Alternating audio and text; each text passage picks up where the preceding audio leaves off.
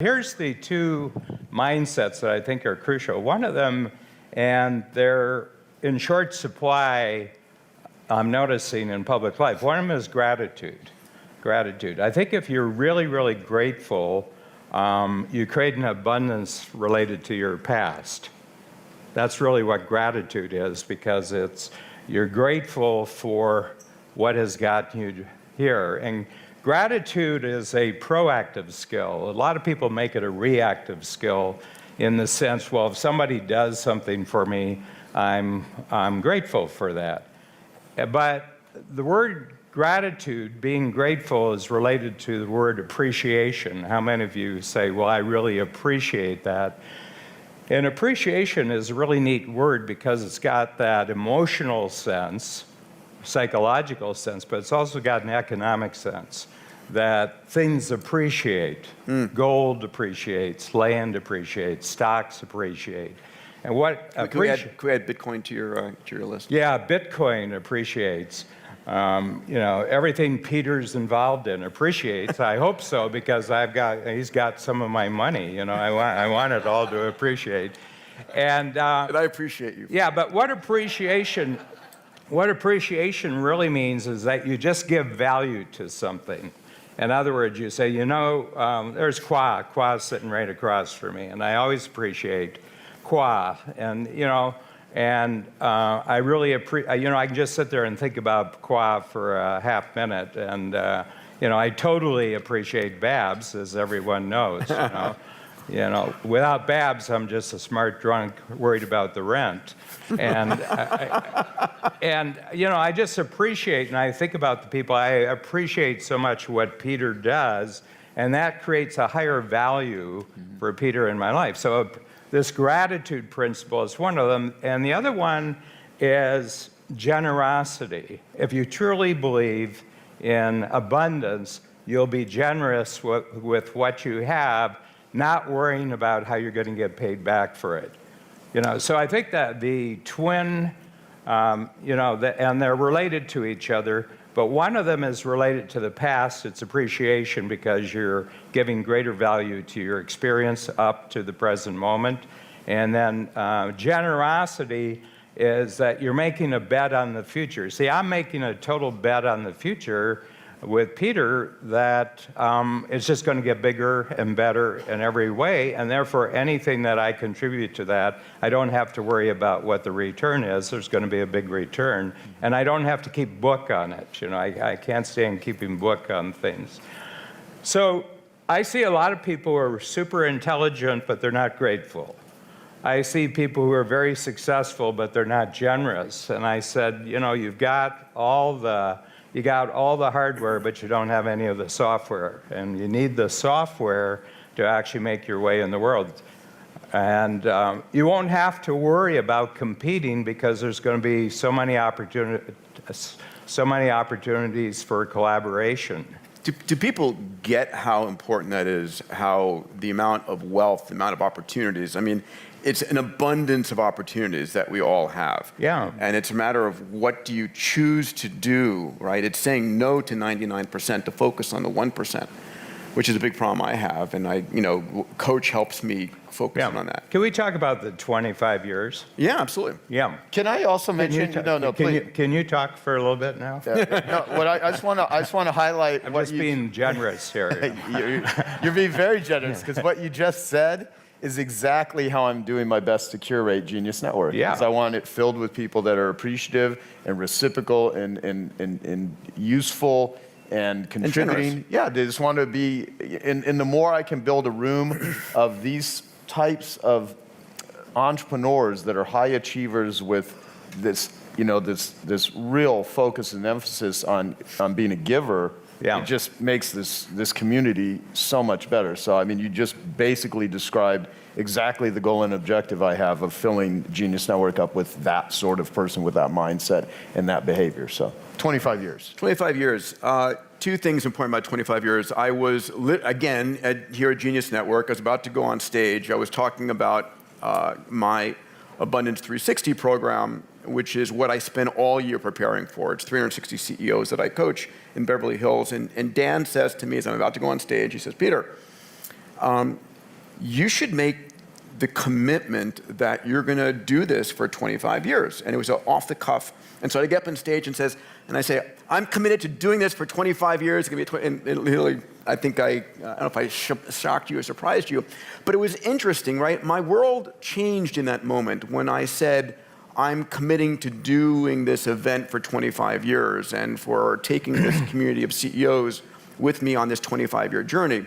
And part of what's interesting about that time frame is that coincides with what my co-founder of Singularity University, my business partner in many businesses, Ray Kurzweil, calls the singularity. So we're on a countdown, if you would, to the singularity. This is the moment in time when computers are far more intelligent than people, and more importantly, that things are moving so fast that we're unable to actually predict what's coming next. The analog comes from that of a black hole, a gravitational singularity where light cannot escape. You can't actually see beyond the event horizon. So I palpably feel, I don't know if you do as well, that the speed of change is accelerating. You can graph this and look at it. The only constant is change, and the rate of change is increasing. And so I start about now, November, December, and January, where I look at what's happened over the last 12 calendar months, and I come up with proof for living in 2018.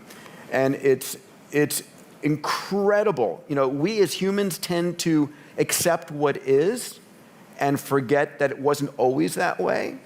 But when you stop and you look at how fast things are changing, it's mind-boggling, right? And for me, it's exciting. And there's ability to actually predict the future. Ray Kurzweil is very good. He's got an 86% prediction rate.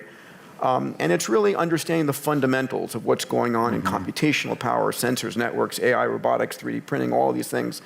And we're going to be disrupting every single industry. Healthcare, definitely. Education, for sure. Every industry that you're in is going to be changing dramatically in the next 10 years. And the question is, are you the leaf on the river, or are you the river? Are you passive and letting it happen to you, or are you guiding it? Mm-hmm. Yeah, and so I play with time. So I'm a farm boy from northern Ohio, and I noticed when I was probably about 6 or 7 years old that I could keep myself constantly entertained and really educated.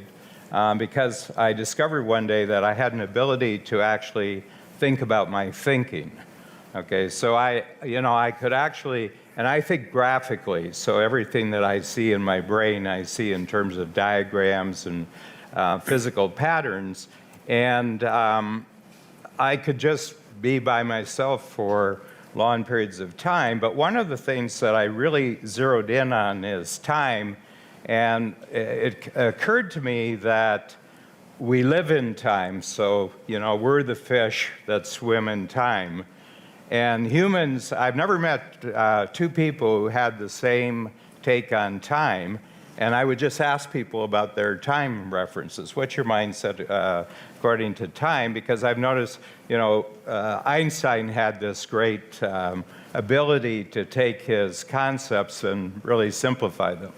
And somebody said, could you sort of explain relativity? And he said, yeah. He said, he was talking to a man, and he says, the woman you love the most is going away for 2 years, and you have 10 minutes to spend with her before you won't see her for 2 years.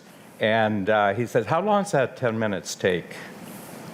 And he says, it's just like that. It just goes like that. And he says, now picture another situation where you've gotten yourself into a situation where your hand is on a hot stove for 10 minutes. How long does that 10 minutes take? And the 10 minutes takes forever, He says, well, that's relativity. He says it's relativity. And what I notice is that if you play with time, and one of the 25-year thing, the reason I mention this to Peter, because if Peter spends 25 years every year going out, scouting the planet for all the latest breakthroughs, meeting entirely new networks of really bright people, collecting what that year, let's say from last January to next January, all the new capabilities that are coming online, but it's not just that they're individual capabilities, they can be collaborative capabilities. If he can do that each year, that's an exponential jump in a one-year period, but it's a compound interest. So I had a picture of what Abundance 360 would look like in my mind if you stayed with that for 25 years. And it's amazing. Yeah. It's amazing how it's affected me, right? So I'm literally on a search for the smartest people, the most extraordinary events. What is the stuff that's going from deceptive to disruptive in this next 12 months, right? And so this year, for example, going down very deep into blockchain and cryptocurrencies, right? Which are, if you haven't followed it, right, we've seen this, it's on an exponential growth curve. And Bitcoin is either worth zero or millions of dollars per coin. It's binary. It's not going to be someplace in between. If you believe blockchain is going to be an important part of our ecosystem for large-scale logistics, management, contracts, whatever the case might be. So, and the other thing is, longevity. We spend a lot of time. You and I share that in common. Yeah. A fundamental belief that we are taking controls of our lifespan. Yeah. Just because the majority of humans have lived on an average today at 78.2 years, that's no reason to believe that's a preconceived limit, period. You're targeting at least twice that. Yeah, well, I thought I was really being way out there because I have a goal of living to 156. And I'm not halfway there. I'm going to have a halfway party in 2022 when I'll be 78, which is supposed to be the limit. But then I come across this guy, and his number is 700. And I says, 700, that's ridiculous. I said, 156, that's understandable. By the way, the world record is 122 and a half. That's documented and everything. But just think about that, because that's the biggest time reference that everybody has. And the time reference of how long you're going to live actually has a number attached to it, whether you've thought about the number or not. But I can get people to really redesign their brain in about 15 minutes just by getting them to say what the number is that they have in their mind, And a lot of people, it's according to actuarial tables. It's 78, 85, family history enters into it. And I said, so tell me the year you're going to die, how old you're going to be when you die. People say 85, and then I start talking to them about how they want to be when they're 84, and everybody gives me an answer of how they want to be at 84 that doesn't set them up for dying at 85. And I said, well, if you were that way at 84, how many years beyond 85 would you live? And, they add 10 years. They said, well, 10 or 15. I said, which? It makes a difference. They say, well, 15 years. I said, so it's 100. The new number is 100. And the moment they get that 100, every thought in their brain starts restructuring, because all the thoughts in our brain are geared to a number when we've told ourselves that we're going to die. So this is my contribution to the longevity thing, is I can get people to think about their number because everybody's got one. Hey, I hope you're enjoying this video, and I want to let you know that I have a new book that's come out, and if you'd like to get it absolutely free, there's a link below in the description, or you can wait till the end of this video, or you can simply go to joesfreebook.com and you can get a copy there. If I can hit on why that 700 number for a second, because it's relevant. I was in medical school at the time. I was doing a joint MD, and you were a terrible medical. I was a terrible medical student. Absolutely was. Awful, from Harvard, right? I made a deal with my. So I was running. You were a threat to public health, actually. I actually was. I was running two companies my fourth year of medical school. My dean calls me in one day, and I had one of those large Motorola brick phones, and he goes, Peter, your residents are telling me you're on the phone all the time, you're sneaking out of surgery, what is going on? I'm thinking he's thinking I'm a drug dealer or something at this point.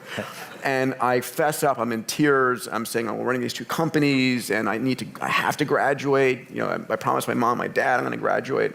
And he goes, okay, I'll make you a deal. You pass part 2 of the boards, and you promise never to practice, and I will let you graduate. And he kept his promise, I kept mine. That's great.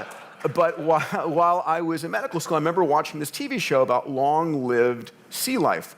Whales, turtles, sharks living hundreds of years. Yeah. And the theoretical limitation was 700 years. I'm going, why the hell can they live 700 years and we can't?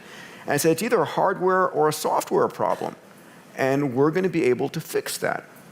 And so that's where I hit this ridiculous. If my dear friend Ray Kurzweil talks about longevity escape velocity. It's a point at which for every year that you're alive, science is adding more than a year to your lifespan. And so he predicts that's 10 to 12 years from now, right? Not bad. So the question is, how do you not screw up until then? One of the companies I'm proud of, Dan, you've gone through it. I think, Joe, you've gone through it as well. A number of you have gone Human Longevity down in San Diego. And one of the things that we've done is we've created something called the health nucleus. So if you go to the hospital, God forbid, and something is wrong with you, it didn't happen that morning. It's been going on for months or years. And the question is, how do you find out about it, right? Viome is one amazing part of your diagnostic capability. Another part is what we've created, the health nucleus at HLI, is we digitize you. We sequence all 3.2 billion letters of your life. We sequence your microbiome. We look at the 2,300 chemicals in your bloodstream. We do a full body MRI. Brain vasculature, quantitative brain structure. We look at coronary CT, 150 gigabytes of data about you. And the goal is, on a list of 26 leading causes of death, to identify if you have anything. And then do that every year. And then if you have it, catch it at stage 0, stage 1, and treat it right then and there. And the concept that I don't want to know is such bullshit, right? Of course you want to know. And you want to do something right about it at that moment in time. And so that's part of it. And then stem cells, we can talk about some other time, is... I'm just curious, because both of your rings have lights stemming from them, and you must be wearing 4 million trackable devices. What sort of chips do you have in your brain? Yeah, so I've got my Apple Watch, which I use for mostly a pedometer. This is an Oura ring, O-U-R-A. It measures my sleep. And on my app, I get information about my deep sleep, my length of sleep, my REM cycles, and so forth. And it's a great, they're coming out with the next version of it. And we'll be debuting the next version at A360. You might actually get one. Yeah. Awesome. And then I've got a small embedded RFID chip in my hand, which has my business card on it. But that's a different issue. But the fact of the matter is, we are not measuring our internal body moment to moment, day to day, but we will be, right? My airplane, my cars have microprocessors and sensors up the wazoo. We're heading from a world at which we know little about our body to a point at which, we are becoming the CEOs of our own health. All the data that I have is going to be flowing to my AI, and my AI is going to be telling me exactly what's right. And these are the conversations that I think are important for us to understand, that we are taking medicine into our own hands. Yeah. Can I ask you, because I want to ask about cryptocurrency and blockchain. Just a lot of people here would have interest in what should they do with it. I mean, So here's the way that I think about it. I just recorded a video from my Abundance Digital community this morning. I try and just stream to them my thinking every moment of the day. You've heard of blockchain, right? So blockchain, if you haven't been following, is becoming more and more vital and useful. It's a distributed ledger. It's a mechanism by which contracts are going to be kept, by which data is going to be kept. GE, I'm going to be bringing to A360 this year the woman who heads blockchain at General Electric, who's made billions of dollars of savings in blockchain. So blockchain gets basically maintained by a set of volunteer computational systems around the world that get paid in Bitcoin. Bitcoin is the utility token of the blockchain. And so the more that the blockchain is getting used, the higher the value of Bitcoin goes. And so if blockchain has a future for humanity, then Bitcoin is going to be getting higher and higher in price. And Bitcoin is sort of the primary cryptocurrency. Then there's Ethereum and a whole slew of other tokens. We're going to go very deep into A360 on cryptocurrencies and blockchain this year. But I just came back from the Ethereal Summit, and the expectation is we're going to have I won't say an infinite number, but a huge number of cryptocurrencies, a huge number of tokens that will be interconvertible. We're going back to a bartering system, except we're bartering with tokens of different types. Yeah, fascinating. So, yeah, it is fascinating. And the subject certainly and with Abundance Digital, Jason Fladlin here has we've been very involved in the Abundance Digital thing. We'll talk about that before we wrap. Can I just say a word about that? You know, there's a lot of talk about capitalism and socialism these days, and so my sense is that it's kind of missing the point, and that is that the best description of capitalism was really by F.A. Hayek, and if anyone have read the Road to Serfdom. He was an Austrian-born economist, and he said, you know, the tragedy of capitalism is that it was named by its enemies. And he said, you know, Marx was one of the prime people there, and he said that capital is just a byproduct of the system that's at work there. And he says, what capitalism actually is, and I think the proper name is that it's capableism. You know, that basically what is happening is that there's an exponential growth of individual capabilities and cooperative capabilities going on the planet, and that's been going for several centuries. And the parts of the world that really are expanding their individual and joint capabilities, that's where you're seeing the growth of the capital. And he said that capitalism is actually an ever-expanding system of increased cooperation among strangers.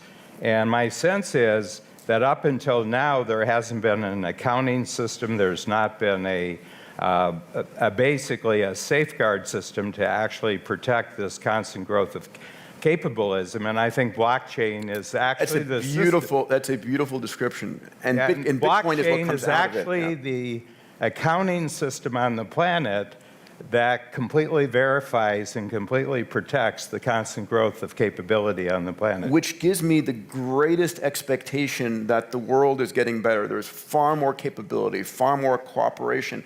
And I talk about this a lot, that as an entrepreneur, what is your job? Your job is to find a meaty problem and fix it, right? And your ability to find and fix problems is greater than any time ever in human history. There is nothing you don't have access to. I mean, I really want you to take this in. You have access to all the world's information, right? You have access to more information on Google and Baidu than the presidents and the Joint Chiefs of Staff had 20 years ago. You have access to more computational power as an individual, including a teenager in Mumbai has access to AWS, Amazon Web Services. You can spin up 1,000 processor cores if you want. There is no limitation, right? You have access to more capital than ever before. Seed capital, angel capital, venture capital, crowd financing. You know, I'm in discussions with sovereign wealth funds right now that are coming down in to fund entrepreneurs. There is no scarcity of capital. You have access to all the expertise you need, right? If you want a quantum physicist, you can go and find a quantum physicist or a molecular biologist or someone on blockchain to help you.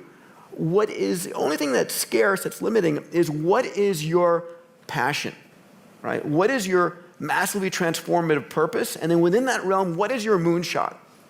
Because once you've chosen that, once you know what drives you on this planet, what lights you up, what gets you up in the morning, what keeps you going at 3 o'clock in the morning, and it's not for your mom or your dad or your friend or your wife or your teacher, it's for you, it's in your heart, it's in your soul, it's why you're on this planet. And once you understand that realm, and then where you're gonna go 10 times bigger, where the rest of the world is going 10% bigger, you're unleashed. You're unleashed. Yeah. So that being said, I would like to kind of sort of, as we wrap this up, ask you both, what are your moonshots? Yeah. I'll tell you, I've had, growing up, my moonshot was space. I've started a number of space companies I'm very proud of. Right now, focused on planetary resources. Our goal is to build fuel depots. Elon Musk, Jeff Bezos, United Launch Alliance, all of them are depending upon fuel in space. Their entire economy is fuel in space. So we are focused on getting fuel from near-Earth asteroids. We have just signed a $1 billion agreement with ULA to provide 1,000 tons of fuel Well, I'm an investor in planetary, so this you makes should me happy. And then extend the human lifespan has been through HLI and Singularity. The moonshot that's the biggest for me is supporting entrepreneurs. So through the XPRIZE, through Singularity University, and through now Abundance Digital, my mission is, can I get tens of thousands of entrepreneurs to get clear on their MTP and then pick a moonshot?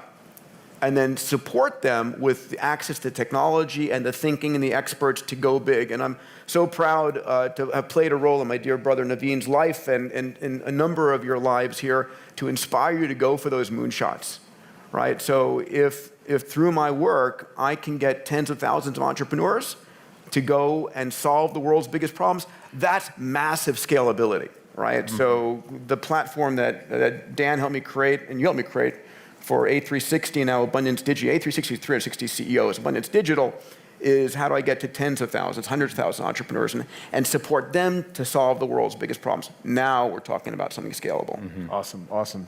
You, Dan? Yeah, well, our Babs, you know, I have to always remind everybody that it's the teamwork between Babs and me, but we're at the point with Coach now, so I've been coaching for 43 years, and we're taking a big jump in the spring, and that is that I now see the ability to take a growing number of strategic coach clients who are in the 10 times program to actually show them that their model is actually a game changer in the marketplace. You know, I'm looking at everything that Naveen said in the previous hour.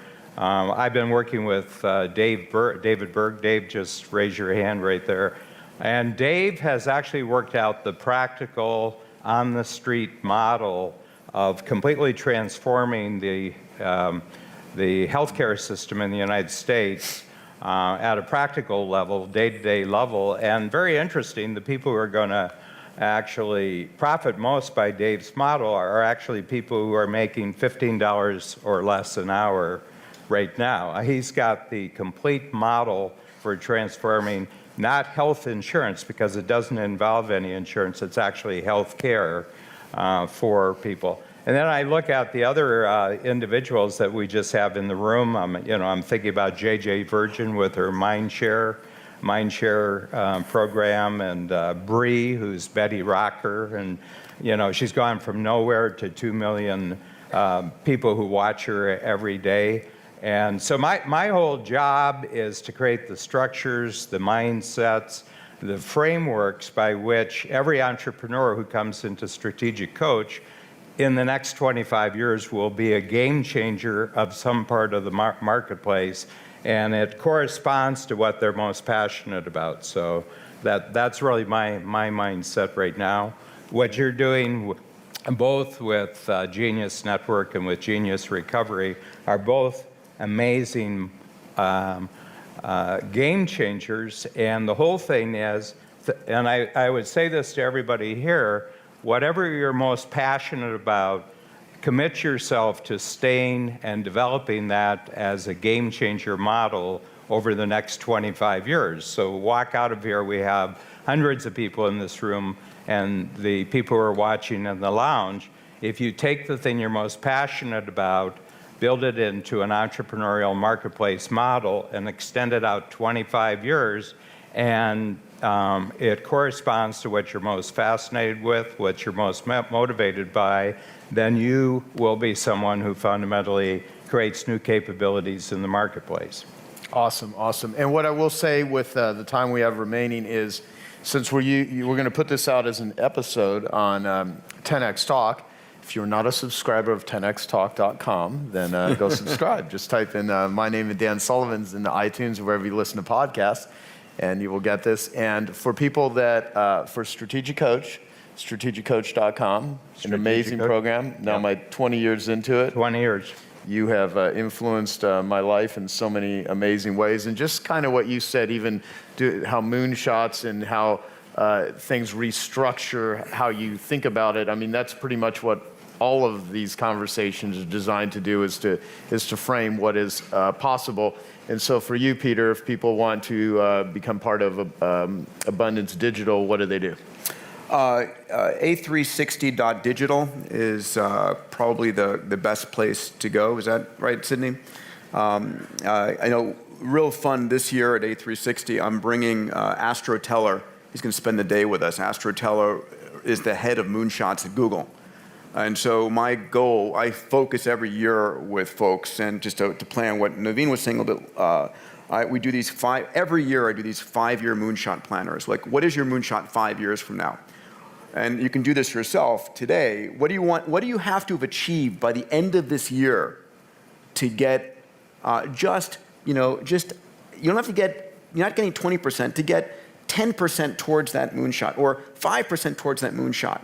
And then what are 3 things you could do this week that gets you on schedule for that first year, just to start to think incrementally, a slice at a time. But Asher's going to come and talk with us about how Google creates moonshots, how they fail, how they allow failure, how they measure everything, how they digitize, how they run experiments.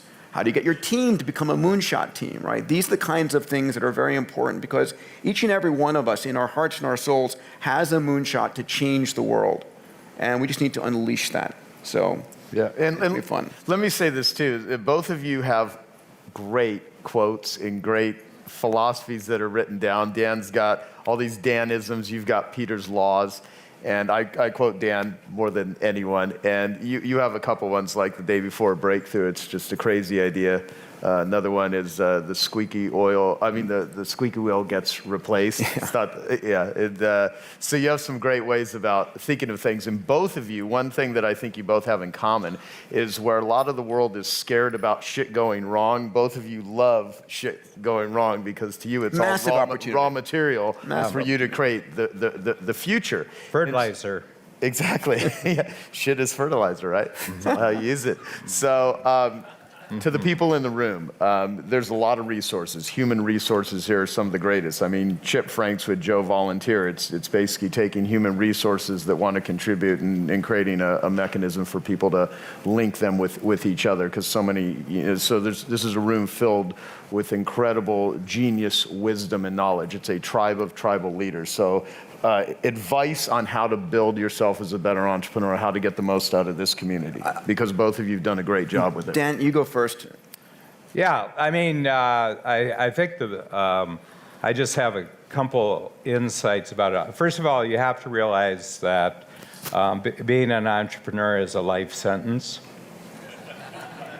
And you can't go back. How many of you know that once you've gone out, you can't go back? So, I mean, you're condemned to be an entrepreneur for the rest of your life.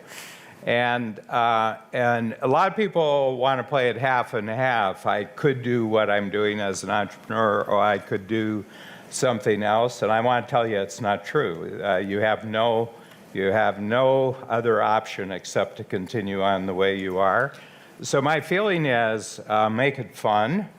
And so go for the part of your entrepreneurial experience that tells you that you're always energized. And the other thing is, if everybody could just cut off today thinking about their entrepreneurial future as an individual future and start thinking about it as a team future. So I'm surrounded by teamwork. I'm not in control of any one of my work days. I walk in the morning and I am controlled and managed by other people from morning till night. I'm told when to show up, I'm told what to do, but I am in charge, so I'm not in control. So one of the biggest things for entrepreneurs, you have to give up the idea of control and switch over that you're 100% in charge, but other people are 100% in control. Okay, it's like the entertainment industry or the sports industry. The top performers are not in control, but they are in charge. And and so the other thing is, don't try to have a complete life. Okay, the notion of bucket list and completing your life and leaving a legacy are all signals to the universe to take the parts back. Okay. I want to die in the middle of 8 projects. I mean, if I die, I want it to be a surprise, and I'm in the middle of 8 projects, and there's no grieving for the first 2 or 3 weeks because people are so pissed off about the mess that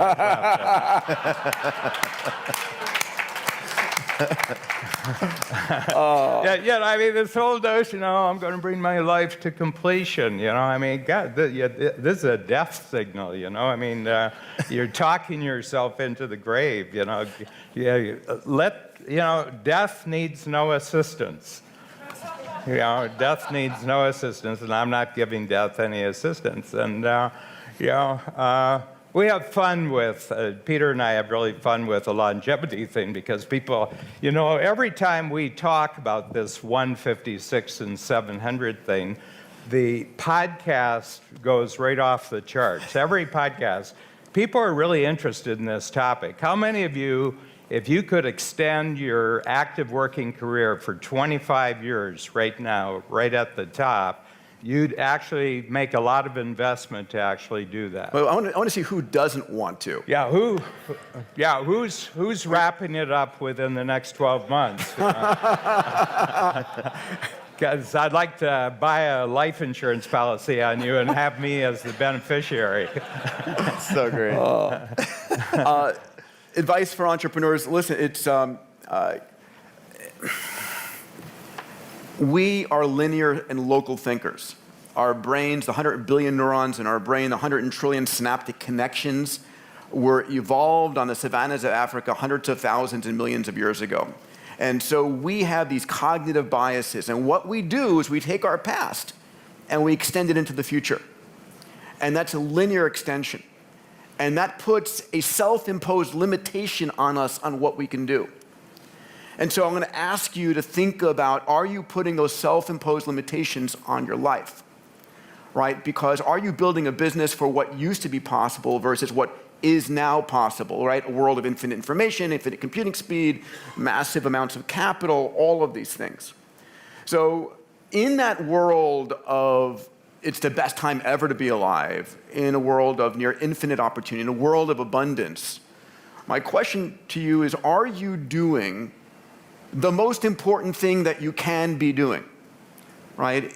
Are you doing something because it's a quick buck, because you inherited it, because you have a partner you're obligated to, or are you doing something that gives you joy, right? I cannot believe the shit I get to do, right? I feel so grateful, so lucky for like being able to dream about opening up the cosmos with planetary resources, or extending the lifespan with human longevity, or the investments I make with bold capital. I mean, I'm a kid in the candy store, and I'm like just excited about life. And every one of us has that ability, right? You can make a career out of anything. What did you want to do as a kid, right? If I gave you $1 billion of cash and said, go make the world a better place, what would you do with it? That's, what I learned from you, Dan, is who do I want to be a hero to, right? Those kinds of thinking is where your massively transformative purpose is. And so take 1 second, and answer this question in your heart and your soul. Are you doing right now the thing that is the most important thing in your life that gives you joy? Are you doing what you're doing right now out of obligation? Or is it truly your calling in life that at the end of your life you can look back and say, wow, I'm so lucky to have worked on that? If you're doing the thing that is your greatest joy and that you feel so lucky to be working on, commit to 25 years. Go 10 times bigger, right? And by the way, going 10 times bigger means letting go of the past. You can go 10% bigger working harder. You can't go 10 times bigger working harder. You have to reinvent the entire business to get 10 times bigger. If you're doing something out of obligation, consider selling it, letting go of it, dumping it, giving it to a friend, and making the white space to live, and to live a full life. What you're saying is there is a massive amount of capabilities that are every day becoming more readily available to everybody, and it's a matter of doing something with it. Now, a lot of people, if they lack confidence, if they lack gratitude, they're not going to see the world through the lens of abundance. And you both are very much viewing the world that way. If someone does not have that perspective, with all of these capabilities and all of these resources available to so many people, still not to some, but to so many people, what does someone need to do in order to, I guess, use, profit from, and be in a belief state that, yeah, this is possible. The world is getting better. And I'm playing devil's advocate here. I guess read the book would be the answer. I think read the book. Well, see, that was a trick thing. Of course, read the book. Yeah. I think actually, I mean, if you really want to help the world, buying 3, 4, 5, 6, 7 copies of the book actually is probably the best thing. No more than 10. It's no limited, more than 10. It's limited to 10. There's a line there. Well, I mean, will they truly learn that from the book? Let's talk about and I do want to talk about the other two, but we'll come back to that. What will people really learn from abundance? I mean, how? Well, I think there's a lot of different things, and I'll let Peter's going to talk about innovation and things along those lines, and I think all that is very, very important. But to me, one of the things, I'll start with a really simple example. Over the course of writing this book, one of the things I did is I talked to most of the world's leading experts on water, for example. And I remember being on the phone with one of the world's leading experts on water, and we were talking about Africa, and he said, well, it doesn't really matter what you do. As long as you have to feed sub-Saharan Africa and they have to grow crops, you're never going to solve this problem, and they're just screwed. And I said, well, what about vertical farms? Vertical farms are an idea kind of dreamed up by a man named Dixon Despalmier. He teaches Columbia, and the idea is you move the farm from big flat kind of expanses and put them into skyscrapers. It centralizes the problem. You can grow your food with 70% less water, 80% less Pesticides? Pesticides, thank you. I'd like to buy a noun. That's great. And he hadn't considered it at all. It was a new idea to him. And this was one of the things I encountered over and over and over again. So one of the things we do in this book is we provide a macroscopic perspective, but we also show how solutions being developed over here overlay over here. This isn't really being talked a lot about. Experts these days are very, very specialized. They're very, very balkanized. But when you start looking at how these technologies overlay, Peter was talking earlier about Watson and AI technology that's making massive improvements in education. Right? These are not overlaps that most people think about, but when you start to see, one of the things that we know is that all our problems are kind of nestled. Population is tied to water shortages, tied to food scarcity, et cetera, et cetera. The flip side of that is that our solutions are similarly nestled. So once you start solving some of these problems, population is a really great example. Here's an absolutely intractable problem that has scared the hell out of people for a really long time. It bothered you too. I mean, when we started this book, one of the biggest issues was, I mean, we battled over population. Honestly, you were like, no, population's going to be a huge problem. And how he won that fight is he kind of bludgeoned me with data coming out of healthcare and education and things like that. And what I started to realize very quickly is if you want to drop population numbers drastically, the easiest way to do it is to raise child mortality. There's other things you can do. Child mortality? Yes, you need to kill more children. Excuse me. You need to lower child mortality. As child mortality drops, as healthcare improves, there's a direct correlation to population, and it drops precipitously and quickly. Within a generation, Morocco went from having 8 babies per woman roughly to 3. That's very, very fast. That's a massive decrease in population. It happened because infants were living longer, children were living longer. A number of other things. Liberating women helps a great deal. There are a couple other factors here. But what I started to realize is that the solutions are similarly nestled. And it wasn't just, I was looking at, oh my God, we've got population here and water here. No, they're all really tightly woven together. And the experts I was talking to actually had no idea. So one of the things that we're looking at in this book is how do all these things mesh together in a really, really big way. Another force that we talked about in the book is the technophilanthropist. So today, more than ever, there is a huge amount of wealth that's been created from people in the technological arena. You know, the proverbial Steve Jobs, Bill Gates, and so forth. But unlike the robber barons of 100 years ago who would spend their money building buildings or institutions, a lot of the technophilanthropists today, and the ones that we speak to, have created their wealth, and their goal is to solve world's grand challenges. They want to destroy diseases or change the issues around water or food, whatever it might be. And so there's a huge amount of capital available to focus on creating a world of abundance. So that is a force. It's independent of governments, independent of political cycles. It's people who say, I see a problem and I'm dedicating my capital and my career to getting rid of it. So a point in case is Bill Gates and malaria. Mm-hmm. And Jeff Skoll is another great example of this. These are not, Andrew Carnegie built a lot of libraries. He built 2,500 libraries, a fantastic thing. Jeff Skoll is going after nuclear weapons. There's a difference in scale here. And unlike the robber barons of old, it's not just that people are throwing their money at the problem. That's one way of solving the problems, and it made a dent. These people are getting actively involved. Bill Gates, the guy who built Microsoft, is now putting his brain, his talent, his minions also on these problems. It's no longer, I write the check and then I'm done. Now it's I write the check and that's just the beginning.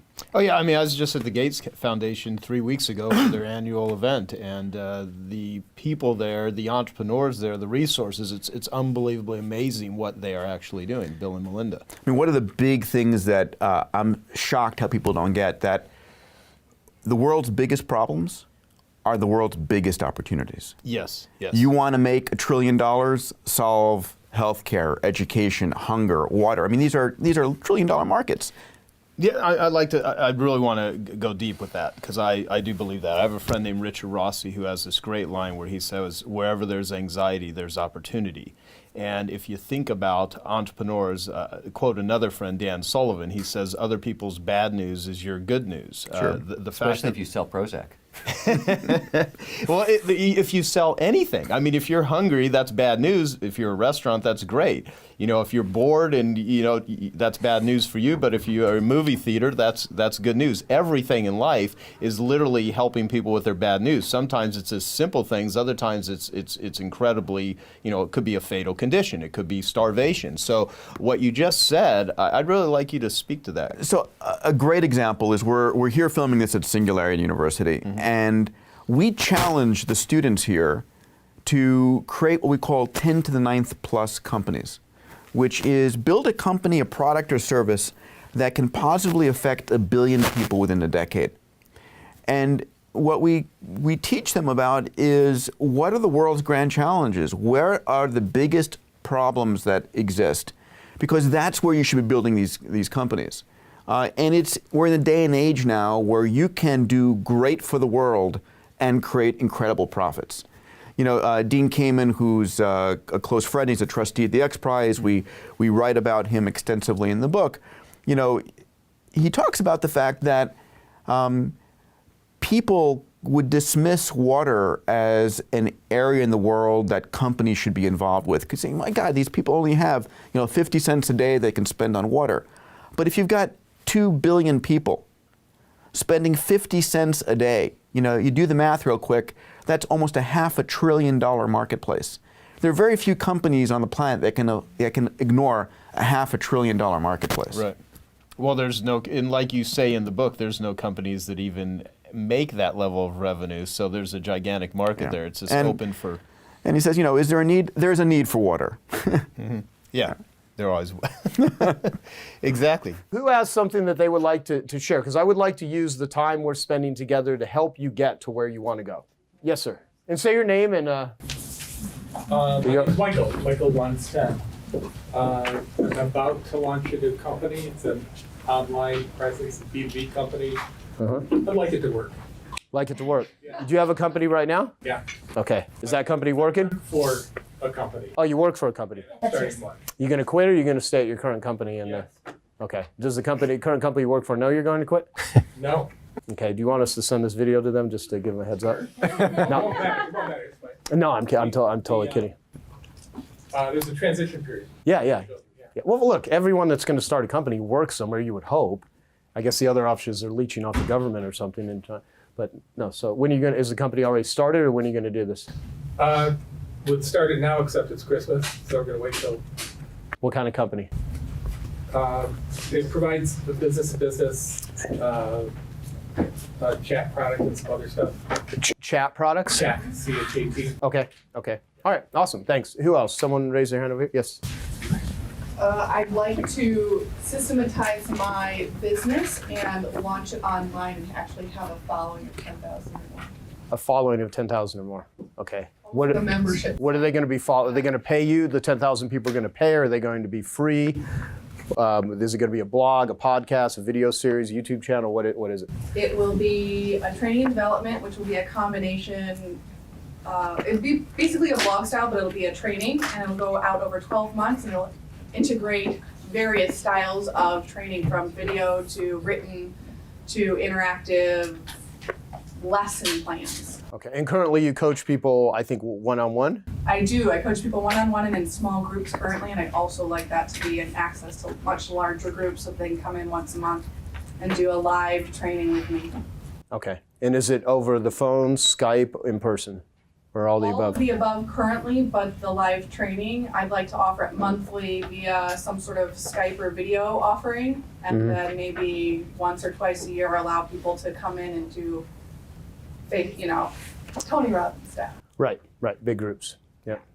Okay. Nice. Who's your ideal target market? Innovative, spirit-aligned leaders. So in other words, people that are more likely to follow their heart than their mind. They're not just chasing the money, they're chasing a mission. And they're innovative. They have something that they see is a gap in the market, and they don't need gigantic audiences. They need those markets that they see an opportunity that will better a lot of people just by serving that one market. Gotcha. Okay, yeah, you can definitely narrow it down to women, to specific industry, to religious belief system, to sexual preference. I mean, there's a million different ways that you can narrow. Clientele is currently really diverse, but I'm totally willing to hone in on entrepreneurs if that's a good place to hone into. But Yeah, cool. Is there anyone here that's in the professional cleaning or restoration industry, which is where I started? 1, 2. Anyone else? 3? Okay, awesome. What are your guys' goals? What do you want to do in the next year? Just starting up a business. I want it within a year to be turning $100,000 in profits. Okay, cool, awesome, thanks. Yes, what about you?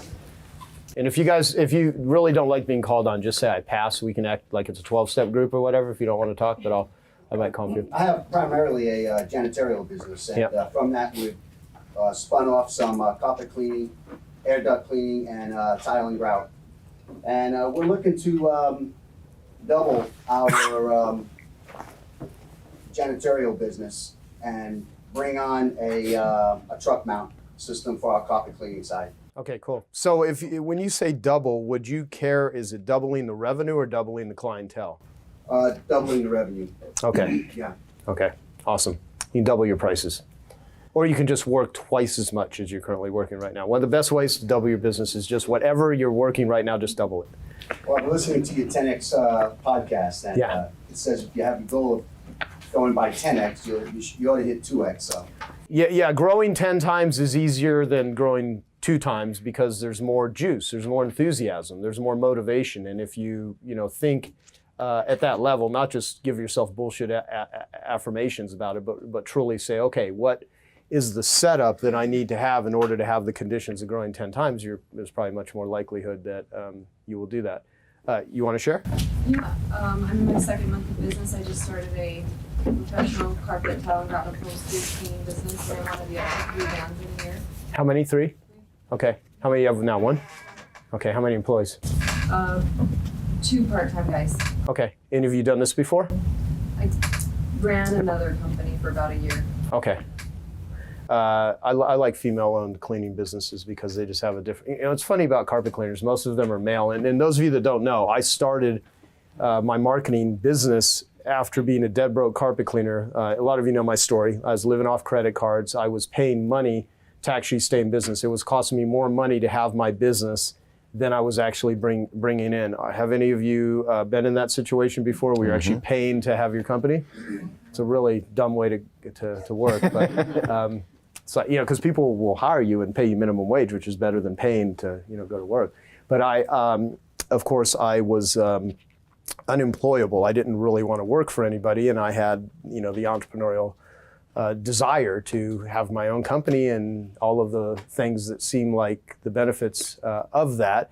And I read a Gary Halbert newsletter, so I started learning about the power of words and the power of copy, and so that's how I applied it to this small carpet cleaning company, and I went from $2,100 a month in an average gross sales back in 1992. Within a 6-month period, I was doing over $12,000 a month in revenue simply by changing the words and the campaigns and the promotions. But I learned how to successfully sell something nobody wants to buy. And the interesting thing about being in the cleaning industry is that it really helps you learn how to be a better marketer when you're selling things that nobody really wants, you know, when they're kind of resistant to buying it, and it allows you to understand the psychology of influence, because selling is influence and marketing is storytelling.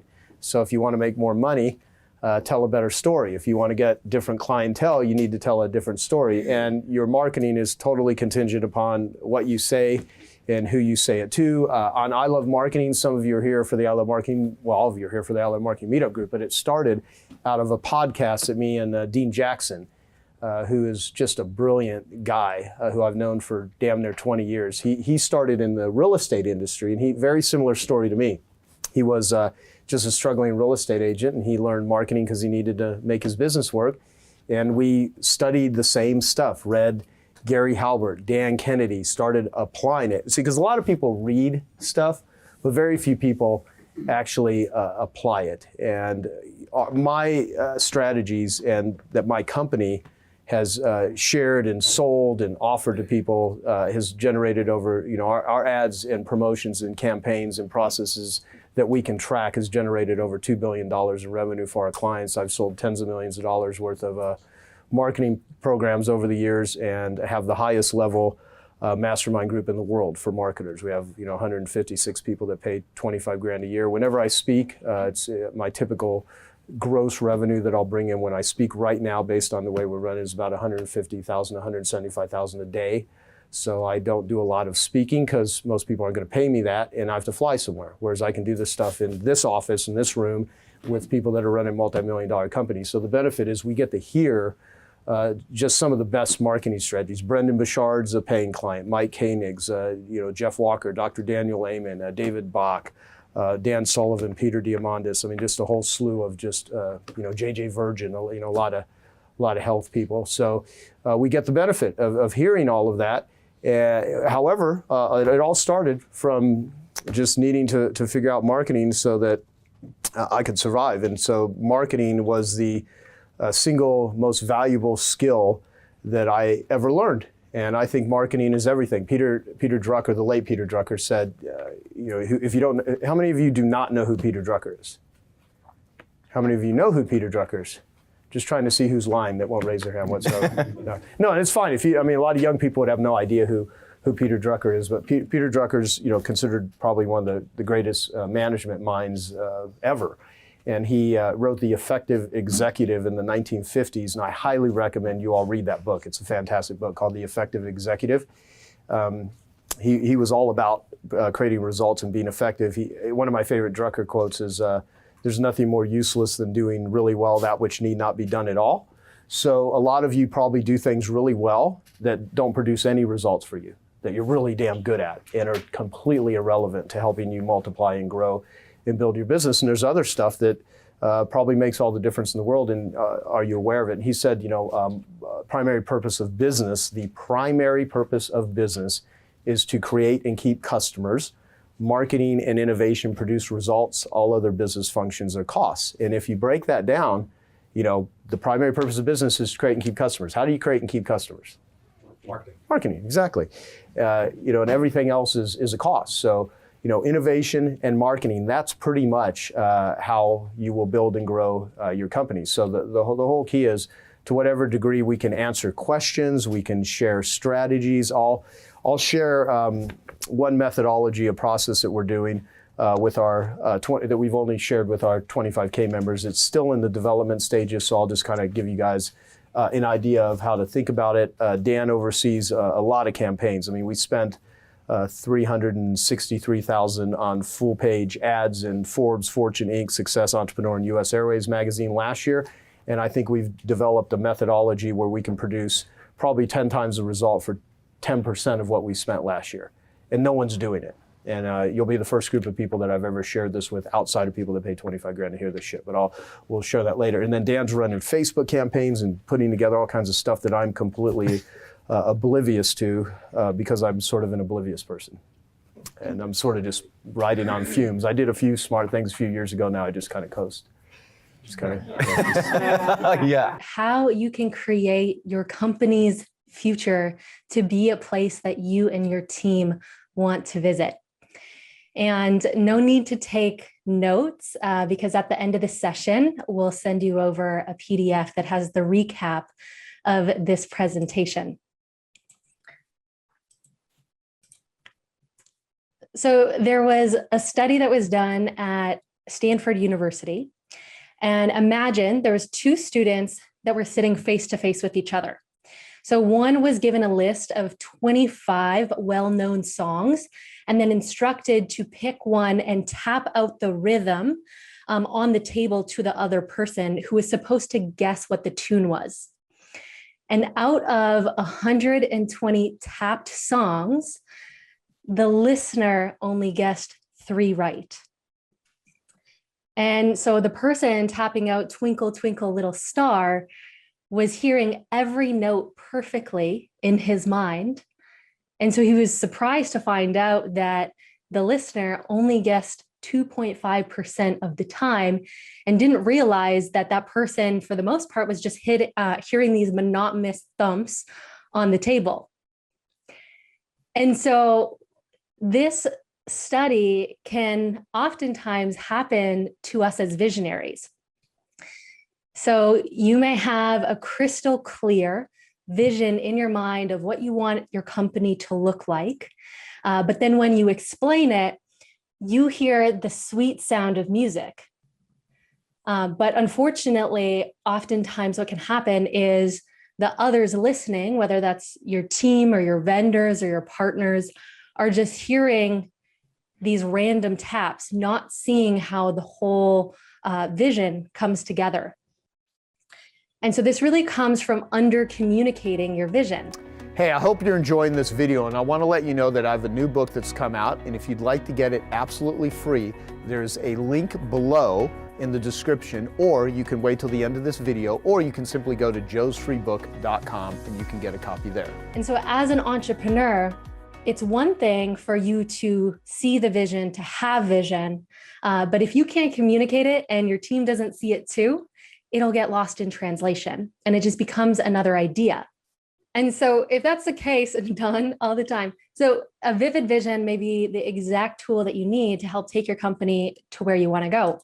And in addition to that, we found that it helps to recruit top talent, to align your current team, AKA create unity, delegate the role of implementing ideas so that you can just focus on what you're best at, stay focused on your North Star as a leader, have clarity when scaling up, and getting key vendors and partners and clients all on board. So like Alex mentioned, this brilliant concept was created by Cameron Harold, one of our Genius Network members, in his phenomenal book, Vivid Vision. And back in 2015, I was just starting Conscious Copy & Co. And I was at a dinner where Cameron was there. And I remember in passing, he gave me the advice to create my own vivid vision. He said, read the book and do this. And so I created that document and painted a picture of what I wanted my company to look like 3 years into the future, as if it already happened. And there were parts of me that was like, who do I think I am? Because I was fresh out of college. I was a nobody in the space, and I was just starting off this copywriting company. But after I created my vivid vision, I started to notice these synchronicities that were aligned to my vision occurring all around me. One of the most important ones happened to be meeting Joe Polish. But in addition to that, I wrote down that I wanted to work with the top leaders in the entrepreneurial space. And I ended up attracting in and getting to work with some of the most amazing clients, many of them which are here. And I also wrote in my vivid vision that I would love to speak on some of the industry's top stages, like Genius Network and Traffic and Conversion. And that became my reality in less than 3 years. And along that journey, Cameron reached out and said, hey, would you be open to writing some vivid visions for some of our clients? And I saw this as an amazing opportunity because I was so enrolled in the concept from experiencing it myself. And so my team and I have written over 300 of these in the last 5 years. And I found that there are 6 ingredients to ensure that your vivid vision pops and you really can use it as a powerful tool in your company that is like the heartbeat of the business. So let's dive into those 6 ingredients to craft your vivid vision. The first one is to get into a vision state. So your current state in your business has built your current company. And so there may be parts of your business where you feel overwhelmed or frustrated or maybe some anxiety. And if you start writing your vision from this frame of mind, you will build more of your known reality, aka more of the same. And it's also really important not to write your vision kind of squeezing it between meetings, because if you're noticing some of the complexities in your business and you jump to writing it, answering that question, what is my vision? Some ideas may come out like, well, for my team to stop asking me so many questions and solve the problems on their own for once, or not to have my business not feel like it's taking over all my time and energy, or more profits, obviously, right? And so there's a couple modalities that I've found to really help myself and our clients get in a vision state where you feel open, aware, optimistic, and centered. Some of them include breath work, much like the practice that Jason Campbell led us through this morning, meditation, or even just walks in nature. After that, it's important to ask yourself the question, what would I love? I learned this from one of my mentors, Mary Morrissey, who said that this is one of the most important questions that we can ask ourselves because it filters through to the truth of things. And a couple years ago, I was leading a vision expander session where we were helping a client to gain clarity of his vision and then our team to write and design it. And I kept noticing him say things like, well, this is what it should look like, or this is what the market's going to do, therefore, this is what we have to do. And I paused him and I asked, but is this what you would really love? And he looked at me like a little silly, like, what would I love? But then I shared, you're about to invest 3 years of your time, your resources, your money, your team, your life into this. So let's make sure that we're not building ourselves a golden jail cell like this, meaning that you arrive, but because it was something that you didn't really want, you end up feeling trapped. So important to ask the question, what would you love? And then from there, you want to make sure to paint the picture. So when you're writing out your vivid vision, wake up your 5 senses. What does it look like? What does it feel like? What does it smell like? If you're walking into your office, what's the buzz around the office, or how are people collaborating? For one of our clients, when they sent over a draft of their vivid vision and painting the picture of their marketing, they said, our lead generation is dialed in. And we wanted to breathe some life into that and really paint the picture. So we helped come up with, we have a steady and consistent flow of leads booking calls. By the time our prospects get to a conversation with one of our enrollment specialists, they are pre-qualified, pre-motivated, and pre-positioned to want to do business with us. And we often hear things like, it's like I've been seeing you everywhere and hearing about you everywhere. So raise your hand if you can see how like you can actually see or experience that a lot more than just our lead gen is dialed in. Yeah. After painting the picture, the 4th ingredient is you want to use present tense language or reflecting back. So focus into stepping into your vision as if it's already happened, like Cameron shares throughout his book. For example, using language like we have achieved this growth versus we will. Or it looks like this when painting the picture of, say, your headquarters versus it's going to look like this.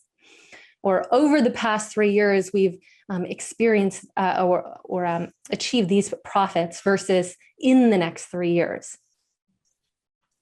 And then number 5 is when creating your vivid vision to make sure it pops is you want to use affirmative language.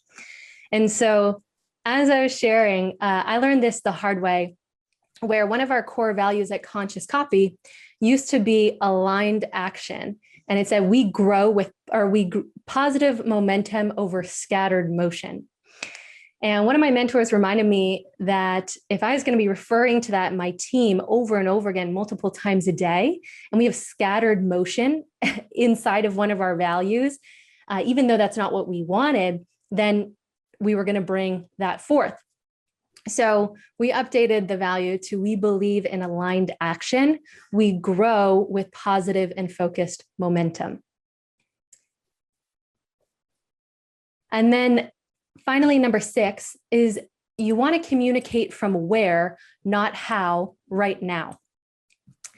So this is a photo of Tina, who is a CEO at Thrive Health. And when she came to me, her and her husband have created this really unique supplement company that has quickly become one of the top probiotic companies in the health space, with a world-class culture and 8-figure growth in a couple years. But the challenge that she was running into was that with all of the rapid growth, she wanted to maintain company culture while attracting in new hires. And as the founder, she wanted to get really clear of where she was taking the company next. But every time she would sit down to map out what her vision is, she would get stuck in her head. So our team interviewed her and she got clear of the vision. But then by having the tool, she was able to use that to make sure that she was recruiting top talent that could help implement the how.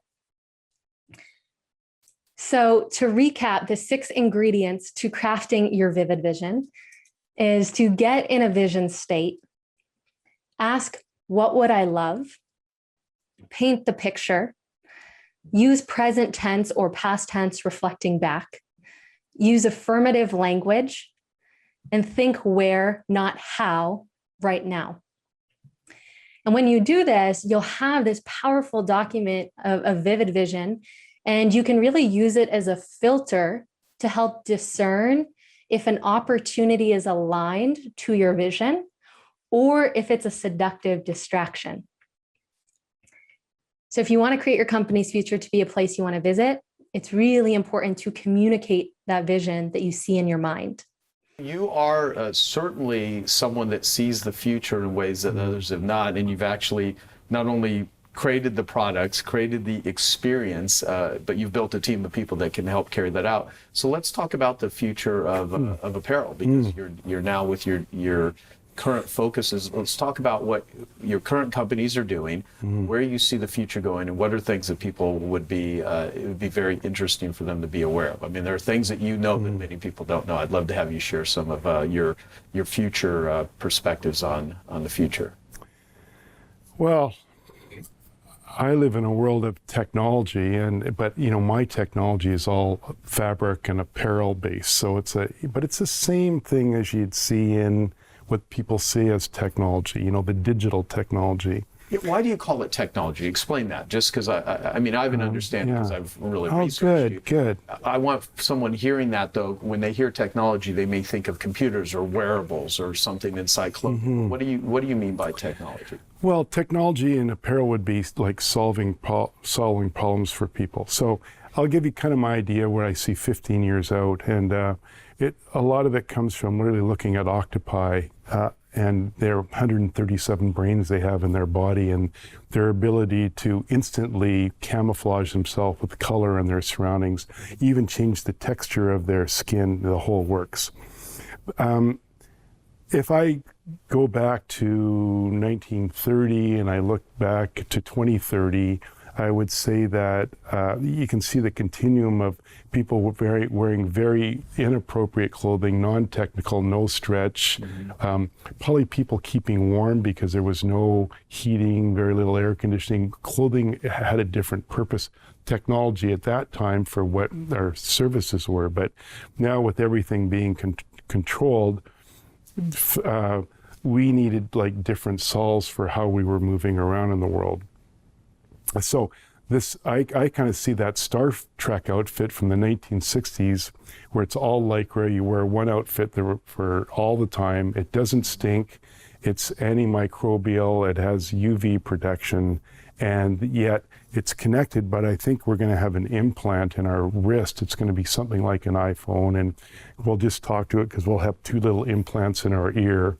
And but there'll be app for how we want to look that day. So it'll be, you know, oh, I want to look like this. So you'll go to a designer who will design an outfit on an app. You'll click, you'll just hit it, or just say what you want it, and the outfit will change to exactly to look like a tuxedo, or to look like a, I don't know, a lizard, whatever you want it to look like. Wow. And I think that, you know, so I think that's ultimately where we're headed, because you got to look at the most functional clothing in the world is probably what gymnasts wear or skiers wear. It's totally Lycra, it's totally tight. And I think that we're going to be so in tune with 3D printed food and what to eat and how we're moving around, and our health is going to be judged against big data with great medical, that I think people's bodies are generally going to all look very, very good. Yeah, you know what, that's interesting. You even say that about 3D printed food. I envision in the same way that many people will have like a, you know, a Vitamix, or they'll have a microwave, or they'll have, you know, whatever, you know, an Instapot, or some of the current devices that people use in the kitchen. I think we'll have, you know, 3D printed containers where food gets shipped to them. They pick the flavorings that they like, and you just literally print out the type of food. So you're looking at clothing very much same way. Yeah. Yeah. Interesting. Yeah. How far out do you think that we are from that? 15 years, 10 years? Well, if you look at how much tighter people's clothing is now than even like 25 years ago, you could probably extrapolate 15 years. I think we're probably there. I think even for men, I think we're just going to be giving up the societal norm that that we can't, you know, sexual, like nipples on women or testicles on men.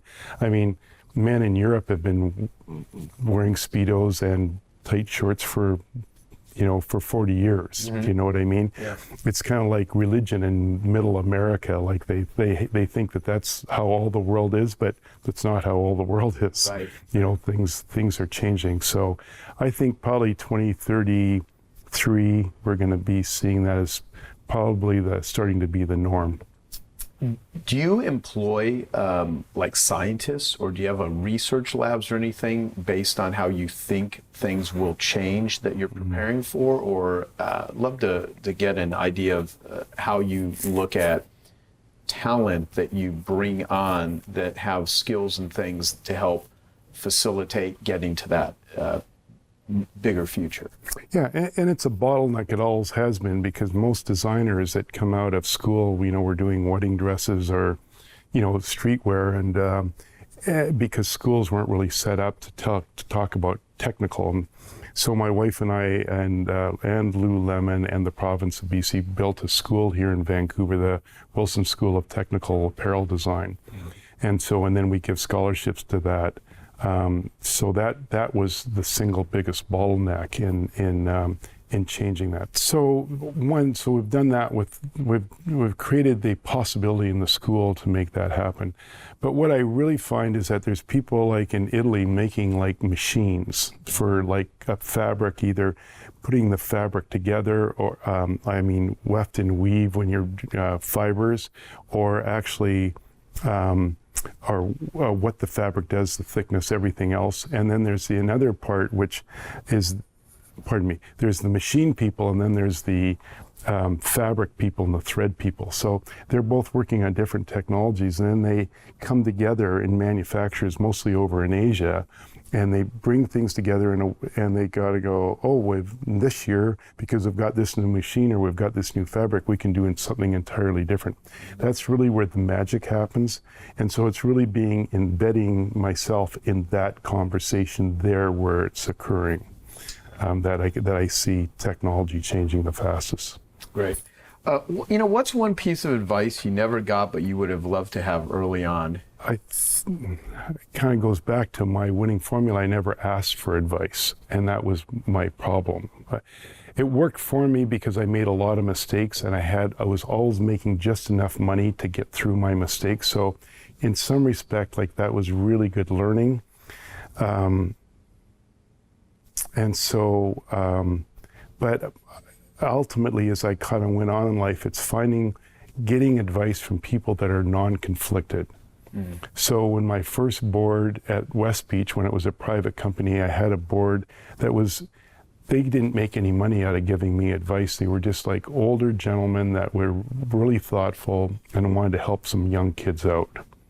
When I went to the Lululemon board, I took that same context, but it wasn't like that.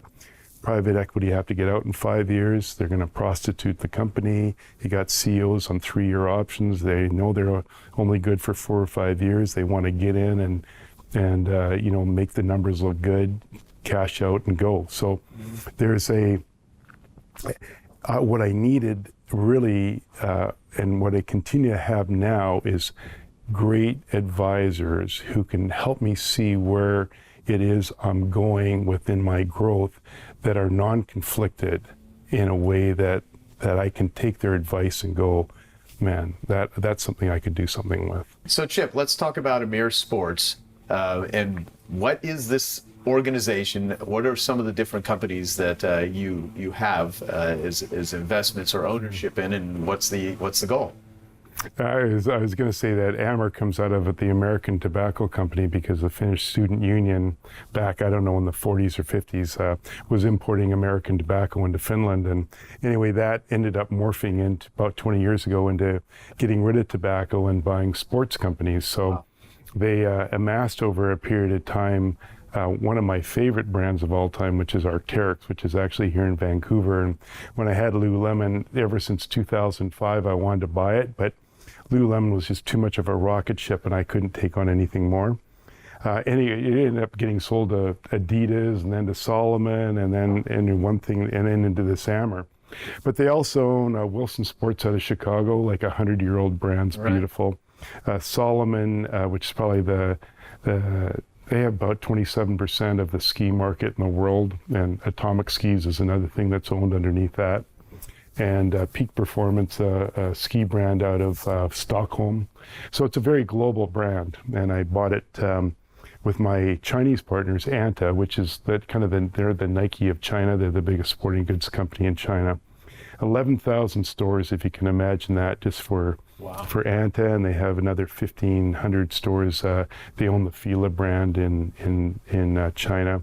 So we're combining, one, to create a global company, but also to bring these brands into China. They have the platform to do it. And of course, I love technical apparel, and for probably 15 years of my life, I did snowboard apparel. So, my ability to understand outerwear is quite strong. So it's a lot of fun. So you're certainly an achievement-oriented entrepreneur, not a lifestyle entrepreneur, because you've gotten enough financial success to where I'm sure you can live any way you want, and that's the thing that most people don't get. How much of what it is that you do is motivated by building, a net worth or money versus the other things that you're trying to accomplish? I'd like to actually speak to what are, in all of your business endeavors, what are the things that, for lack of a better word, blow your skirt up? I mean, what do you really enjoy? What does the business in growing and building these companies, what does it actually do for you, and what does it do for the world? On a kind of an egotistical validity model, I had this concept about how apparel should be delivered to the customer in a way that they get full value out of it. And I know things have changed from 1998 when I started Lululemon to the e-commerce business now, but I mean, that all kind of started in 2008, 2009, so I've been in it quite a while. So what's the drive? The drive continues to go back to my vision about who I am as a business person. And that is, again, elevating the world from a place of mediocrity to greatness through transformational development of people, of 20 to 30-year-olds. Because I find that that's the, if you can get them at that age, then they become, their ability to become phenomenal in life is exponential. And so and I want to be best in the world at something. So I could have said everybody, but part of being best in the world from the book Good to Great is like really focusing in on something. So I find that is what gets me up in the morning. That's what gets me excited. And I'm 64, but I have two 14-year-old boys and a 16-year-old boy who are still at home. And so I'm cognizant of being somebody that can mentor them, but also not do too much yet until they're in university. So I'm just taking on enough with a couple board of directors jobs and this investment in order to keep my mind busy while they're at school. And then I like to pick them up, after school, and I like to drop them off in the morning. Yeah. Well, have you ever thought about how old do you think you're going to be when you die? Yeah, 120. 120. Yeah. Okay. It was interesting because it was 90 at one time, and then I realized that most goals are self-fulfilling. And I thought that if I let my mind think that 90 is what I'm going to live to, then my body will actually respond to that. Yes. So then by changing my goal to 120, I believe my body will respond to that. Let me play sort of like an interesting, it's not necessarily a game because it's not a trick. It's more like a thought process. So my friend Dan Sullivan, who I mentioned, who's one of my best friends, the founder of a company called Strategic Coach. And he's 76 right now. And he believes he's going to live to 156 years old. And of course, he says similar. If you think you're going to die at a certain age, the parts will start. Well, you'll start sending the parts back to the factory. Is the way that he described it, right? And then he asks the question, what do you think you'll be doing the year before you die? Say you're 119 years old. What do you think? What do you envision that Chip Wilson will be doing during that time? Well, I feel sure my calendar will be full, because I can even tell as I'm getting older that I'm booking things out 3 or 4 or 5 years in the future. I think there's going to be a lot of art in my life, a lot of painting. I think you just did something on that recently, an addict that you had. Yeah, Black Stars, the film, artistforaddicts.com is we want to use art as a force for good to help people that struggle with addiction, because so many artists are sensitive and it's very healing for many people. And so I think art, being totally available for my grandchildren or children for any kind of mentorship, for babysitting would be critical. And I think the third thing is like, what's the big things I'm going to be doing, giving back to the world? And I say that in a way that I've really got this down now. It's like, I think charity and philanthropy is, I look at it from a totally self-motivated point of view. Like, I'm not doing anything to be like altruistic. Because I go, why are people doing this? And I go, why do I want to do it? And quite frankly, I want to make the world a better place for my children or grandchildren, right? And I just want to be totally honest about that. But then I get to it and I go, the only way to make it great for them is I got to make it great for everybody. Right. But I really want to get to the bottom of my self-interest in it and not pretend. Yeah, no, I agree, because there's so much nonprofit and so much philanthropy that is cosmetic, that presents itself as trying to do good, when in reality it's just it's a PR campaign, right? But it's essential now, isn't it? Because everything we've talked about, with the media being entertainment, with social media, anyone be able to say anything.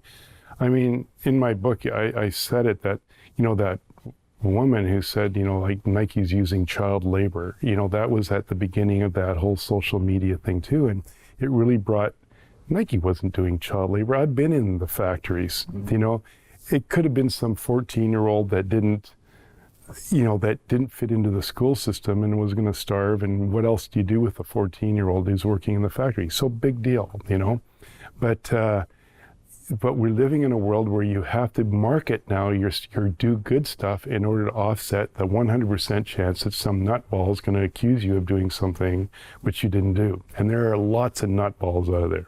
No, there are, and I think there's a lot of, here's what I would say, and this is, I'll probably get even criticism for saying this, but Sure you will. Sure you will. there's a lot of do-gooders that parasitically guilt good doers into feeling bad about their success because they themselves are incapable of producing. So there's a lot of producers that have to be the victims in dealing with the parasites that try to guilt them into, oh, you should give money. Like the term give back. Right. Like I did a whole podcast episode with Dan Sullivan, 3-part series about social entrepreneurship and about our views on it. And so the term give back, it's a weird term, and I've tried to stop using it from this standpoint. I'm a big believer in giving. Giving back, if I take your shoes, I should give them back. But if I haven't taken anything, there's nothing to give back. And I love giving though. And so if you provide jobs, if you create value, I mean, I think money earned ethically is a byproduct of value creation. And if someone is willing to just pay you money for it, and there's just this, there's a lot of people that are being guilted into, you should give back. It's like, well, what have they taken? Now if you really have taken something, certainly you should give back. But it's become this whole thing like, oh, because you're successful, you somehow are obligated to do things. And, I have certain issues with that. And I'm a guy who's raised a tremendous amount of money for nonprofits and for causes. And I mean, even, what I do with the recovery right now, I mean, I won't take money from rehab centers. I have funded several $100,000 out of my own pocket in the last 3 years just building the educational platform for Genius Recovery. But I want something too. It's self-serving for me. It helps me with my own recovery. It makes me feel good when I reduce human suffering. But man, I don't like when people try to guilt people that have had success into thinking that they are somehow obligated to just take care of the world just because. And the people that just do it because they want to, I admire them. I think it's wonderful. I mean, and I'm doing my best to do that, and you certainly are. So from that frame of reference, talk about your foundation and talk about some of the ways of what you're doing and what you're hoping, because I think it's important to know that. Well, thanks. And again, I think my wife come from, if we had our choice, we'd just do it and not have to say anything about it, and we're very conflicted about how we have to, who we have to be in order to kind of offset the world we're in. But I mean, when we went public, my wife said, we want to give something to children education. So we went to Ethiopia because the government was putting 50% of their budget into education, and it was where we could get the best return on it from a business point of view. And we ran it like a business. We ran it the same way we ran Lululemon, responsibility, no complaining, et cetera.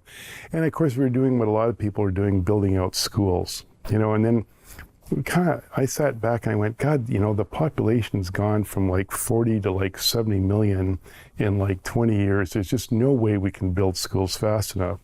So like Lululemon, then we decided to start developing leaders that would create leaders, or leaders that would create teachers, or people that would build schools. So we could exponentially do it that way. And definitely, that book by Steve Pinkerton, but you can see because of technology and the way the world's changing, there's going to be no poverty by 2030. I mean, I've seen it like for 15 years now. It is unbelievable how fast the world is changing with cell phones and technology. So then we kind of woke up, okay, we've done our job. We're really starters of things. We're not like now let's give it to somebody that can really take it from this level and do something. So we merged it with the WE organization out of Toronto. They had lots of other countries in Africa, and it made sense. And then we our advisors, said, do you want to be a little fish in a big pond, which would be like going over to Ethiopia and putting millions and millions of dollars over there, or do you want to become a bigger fish in a smaller pond? So now that we've done that in Africa for so long, we're back in Vancouver going like, what can we do here? And because Vancouver, BC is the last civilized place in the world, probably Northwest Australia might be the same, because of just how long it took to get here in the mountains and the difficulties. We think there's a great opportunity to buy massive swaths of park. And so that's kind of what we're up to now, creating park to create movement. So if there's anything that we could say here that would enroll people into what you're doing and help doing what you want to do in that area, what would it be if there was an ask? Well, we don't want to ask. You know, we really found out, and this is an interesting thing about being successful, is we set up our charity like Imagine One Day for Ethiopia. We put our money into it, and it ended up being like what it is with every other charity. You kind of have events, you try to raise money, you try to enroll people. But we found is that every time we went to ask somebody to donate to our charity, about 6 months later, we'd have to go around and hand the check right back to their charity. That makes no sense to me, especially if I want to like prioritize being with my family. Right. So then we just said, no, we're going to do it all on our own. And so, so I don't ask anybody for anything. Okay, so all of this is just you taking your own resources and your own ingenuity and just putting it together. And what? How would you define that you've won or are winning the goal? What would it look like? Meaning, what does success look like?